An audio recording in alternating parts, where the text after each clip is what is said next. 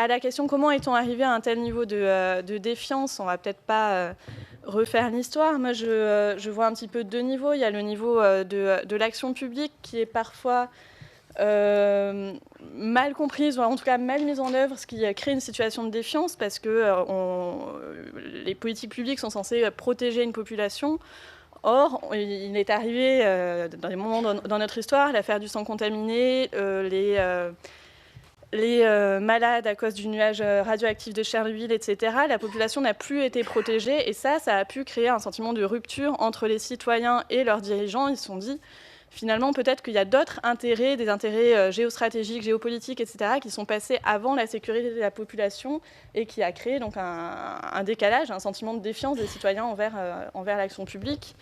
Donc, et ensuite, il y a un autre niveau qui n'est pas vraiment celui de l'autorité, mais qui sont les hommes qui représentent cette autorité, qui, on l'a vu récemment, trempent dans certains scandales financiers, etc. Et c'est des actes graves, il y a la légalité qui est entravée, il y a des gros mouvements de fonds qui sont engendrés. Et donc ces actes sont graves et répréhensibles, mais ce qui est vraiment le plus grave pour moi, c'est le décalage que ça crée entre les citoyens et les politiques, dans le sens où ça leur paraît mais à 10 000 lieues de leur quotidien. Donc ça crée un décalage et on ne peut plus faire confiance en ces gens qui jouent avec des sommes indues alors que nous, on gagne un SMIC. Voilà, c'est un petit peu ça que j'avais analysé dans un premier temps. Après.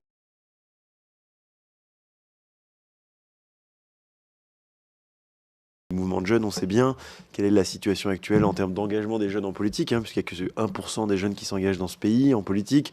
Dans le milieu associatif, c'est moins de 10%. Donc voilà, ça montre quand même un manque d'engagement qui donc, d'une certaine manière, traduit un manque de confiance dans l'avenir.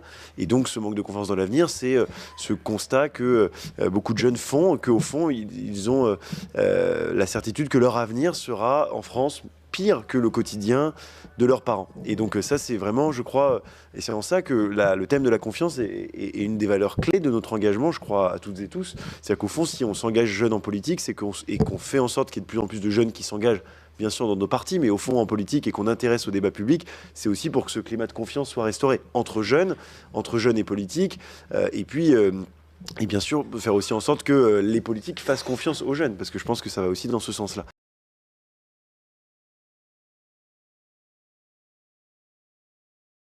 Il y a une régulation qui est complexe, avec une certaine défiance à l'égard et du politique et des médias. Et les deux sont liés. Et elles sont d'autant plus liées, et j'essaierai d'étayer mon propos par je pense qu'on a un double mécanisme. On a un premier mécanisme qui, à l'égard des politiques, où il y a un délitement de la puissance du bulletin de vote, j'y reviendrai, et de l'autre côté, on a une impression, pour la part des citoyens, et qui... plus, à titre personnel, je m'approche de cette infrastructure de prise de décision du pouvoir au sein de la République française, une collusion où les personnes qui s'expriment dans les médias, les personnes qui dirigent les grandes entreprises, les personnes qui sont à la tête de l'État, eh bien c'est un petit groupe. Et on aurait pu dire, il y a quelques années, on n'aime plus utiliser ces termes, c'est une oligarchie. C'est-à-dire que quand vous pouvez être un ministre qui va donner l'impression que bon, il y a une problématique essentielle, qui n'est pas une problématique court-termiste, qui est une problématique de long terme, qui est les problématiques environnementales sur le long terme, la question de la transition énergétique, la question de la transition écologique, mais que quelques temps après, on voit que ça peut être les grands groupes qui vont le plus bénéficier. On les connaît, Suez, Veolia, et qu'on voit qu'il y a des passerelles. Quand aujourd'hui, la meilleure façon d'être à la tête d'une grande entreprise dans notre pays, c'est pas de créer son entreprise, c'est pas de venir du privé, c'est d'avoir fait l'ENA, d'avoir été après dans un ministère, peut-être même d'avoir été élu et d'être après à la tête. Et je vous le dis, la gauche a sa part de responsabilité. Il n'y a qu'à le voir, le nombre d'entreprises qui ont été privatisées par des ministres de gauche ou avec l'aide de directeurs de cabinet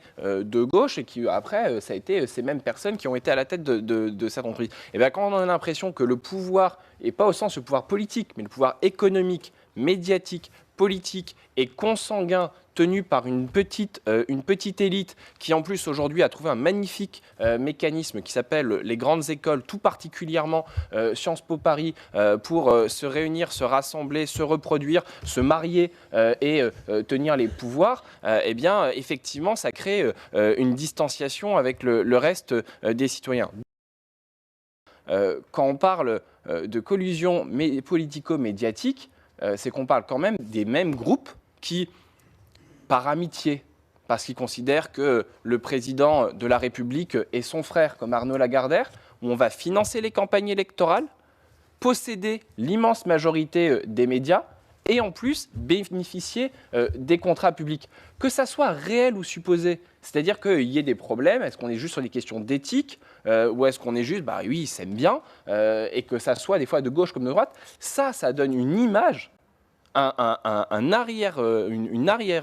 arrière-scène, un fond de scène qui fait qu'aujourd'hui, effectivement, pour avoir confiance, c'est extrêmement difficile. Et donc, les questions de comment on arrive à faire que le politique reprenne la maîtrise démocratique des grandes décisions et prime sur les forces du marché, et de l'autre côté, faire qu'il n'y ait pas une collusion des intérêts économiques, financier et médiatique avec une réelle indépendance des médias, et que si vous pouvez d'un côté bénéficier de contrats d'armement, eh ben, vous ne pouvez pas tenir la plupart des médias dans ce pays. Effectivement, c'est peut-être des éléments qui vont être nécessaires et indispensables à regagner et à donner la possibilité aux citoyens d'avoir à nouveau confiance et dans les citoyens et dans les politiques et même dans les entreprises.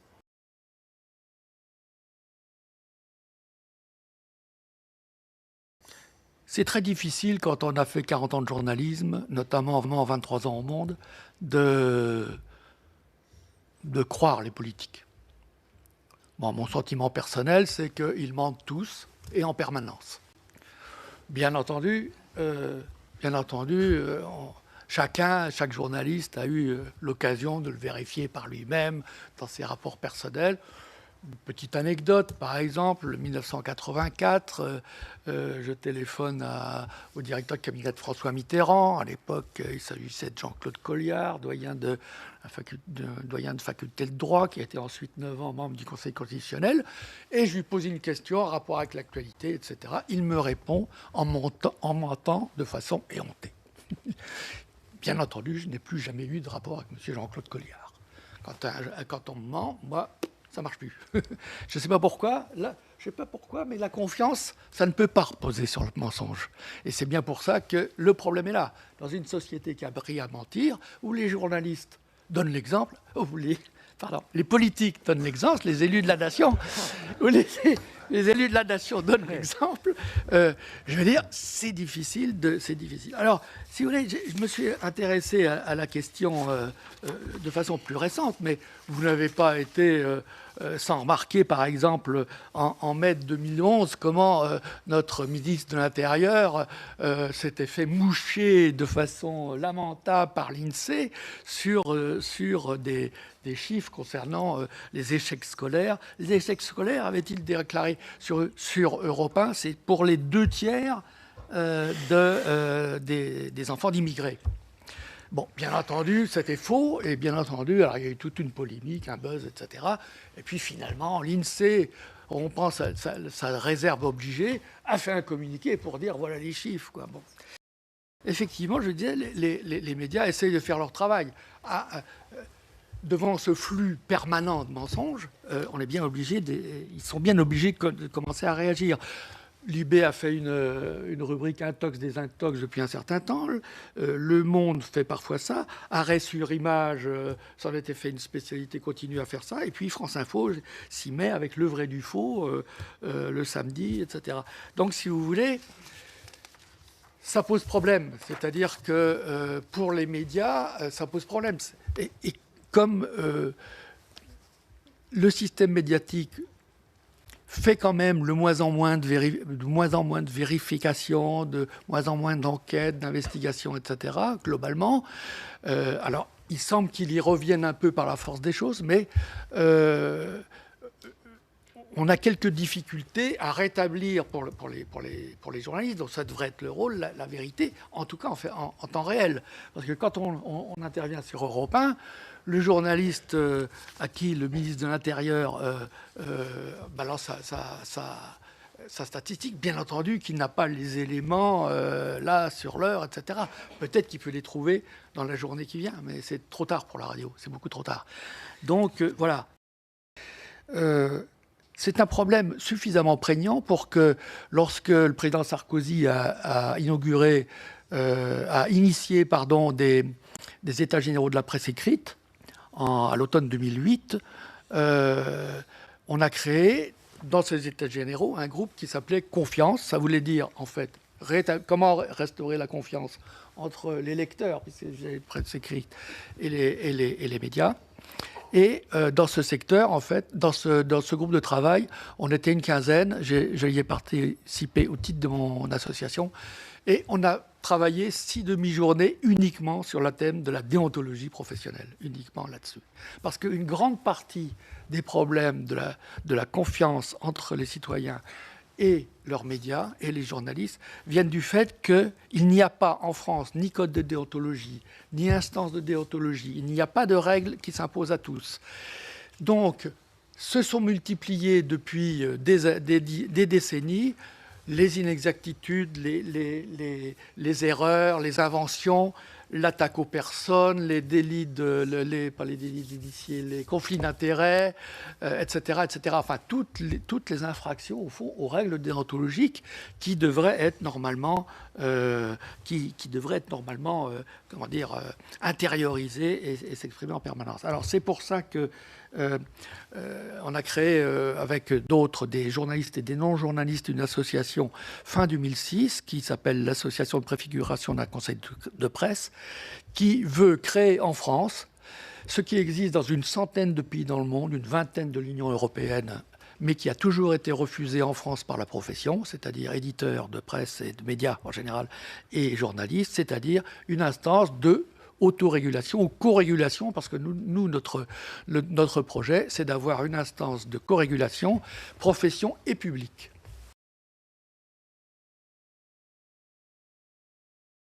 Je crois que ce que vous avez pointé, le caractère mensonger de ce que peuvent porter les politiques régulièrement est là, je vais pas revenir dessus. Ce mensonge, le premier d'entre eux est de porter des projets qui ne sont pas réalistes car non réalisables, et que ça c'est encore une tradition qui n'a pas été absoute. Il y a quelques mois de ça, j'avais rencontré des gens qui soutenaient des candidats des deux bords en Côte d'Ivoire, qui me disaient, vous vous rendez compte, pour vous ça vous paraît peut-être bénin, mais nous c'est formidable. On a enfin un projet qui est chiffré et sur lequel il y a une cohérence entre ce que l'on prétend vouloir faire et ce que l'on peut faire.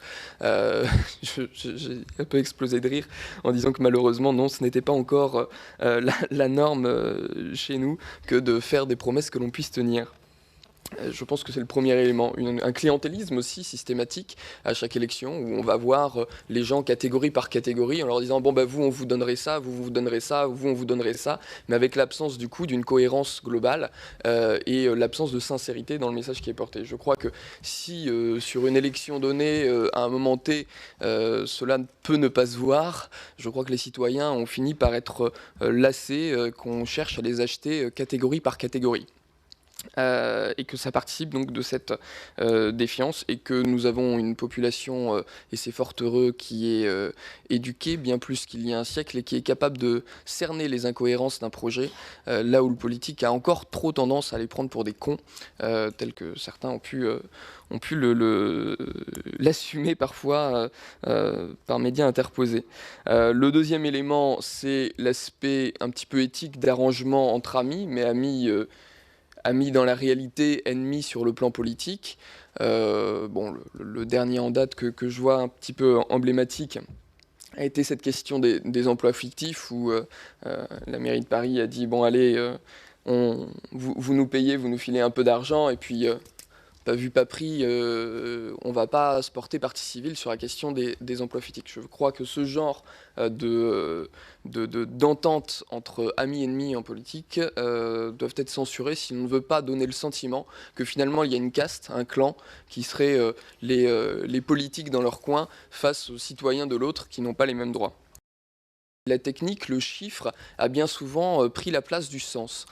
Quand on donne des projets, des directions uniquement appuyées sur une espèce de bataille de chiffres sans donner de sens à cette direction, sans donner de sens dans la direction dans laquelle on emmène les citoyens et que finalement on dépolitise le débat. Je ne vais pas citer de débats récents, mais c'est vrai qu'il y en a quelques-uns, moi, dans l'élection actuelle qui m'ont marqué de débats un petit peu forts pour ceux qui regardent une émission que je trouve de qualité dans sa scénarisation, qui est des paroles et des actes. Regardez les débats qu'il y a eu. J'ai vu des débats souvent très dépolitisés, mais où c'était qui est le plus techno des uns et des autres.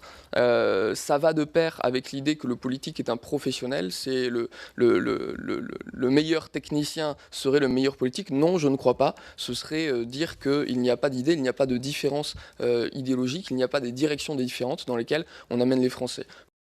C'est très dur quand vous allez en province aussi d'avoir des médias qui ont leur indépendance, y compris financière. Le nombre de fois, et on en joue, hein, je le dis, où après un événement, on a fait un petit article, un faux article avec la photo qu'on a fait de notre côté parce que le journaliste ne pouvait pas se déplacer et que le lendemain, dans la presse, vous avez un copier-coller de ce que vous avez écrit, ni plus ni moins. C'est quelque chose qui est classique. Donc il faudra absolument, si on veut redonner de l'indépendance aux médias, il faut lui permettre d'avoir une... Lui, il cherche à vendre, donc il lui faudra un moyen d'avoir un financement de son activité médiatique qui soit réfléchi, co-assumé et qui lui permette d'avoir cette indépendance.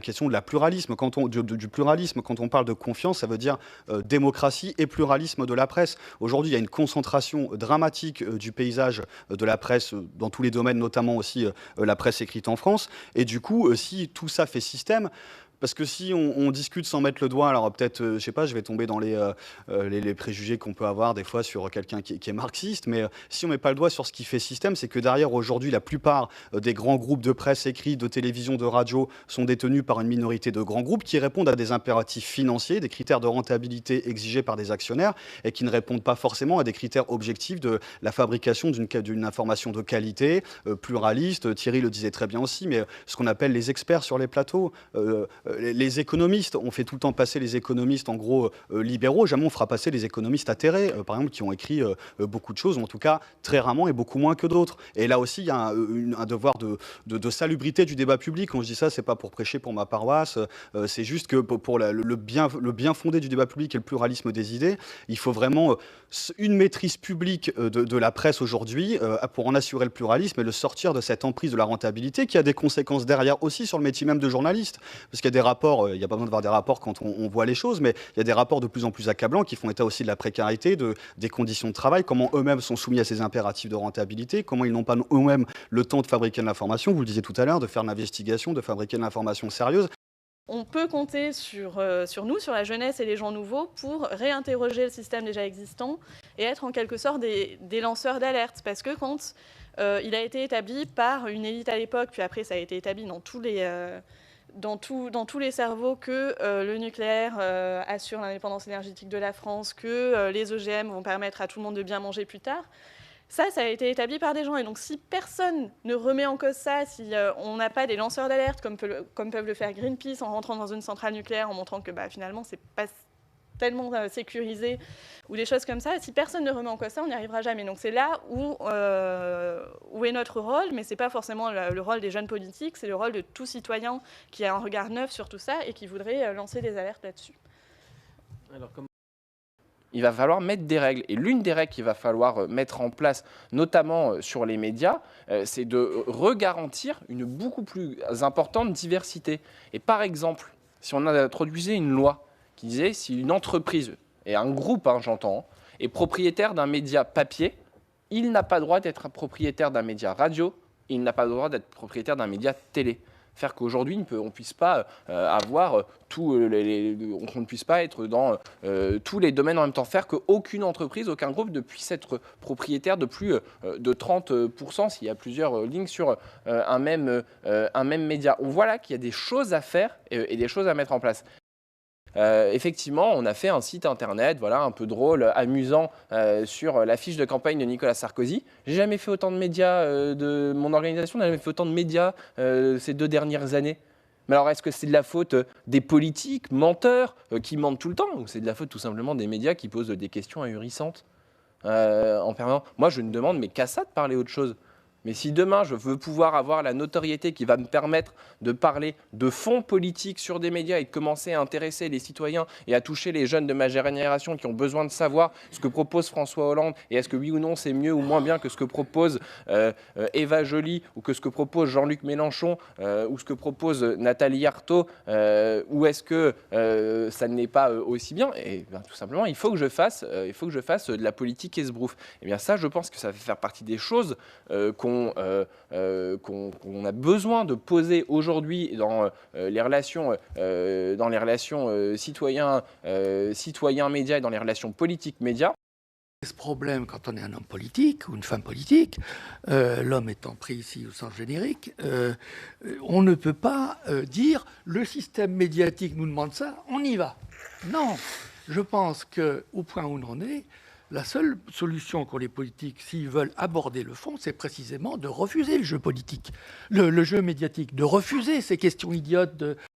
J'aime pas trop cette vision de taper sur les journalistes ou taper sur les politiques. Moi, je crois que, au fond, chaque politique choisit son positionnement et chacun peut vite se brûler les ailes. C'est-à-dire que moi-même, je me suis rendu compte qu'à un moment donné, quand on est trop sur Twitter, et je pense que certains ministres s'en sont rendus compte récemment, quand on est trop à un moment donné sur Twitter et qu'on dit un peu des choses rapides, eh ben, on se brûle les ailes. Et je pense qu'à gauche comme à droite, on a pu s'en rendre compte.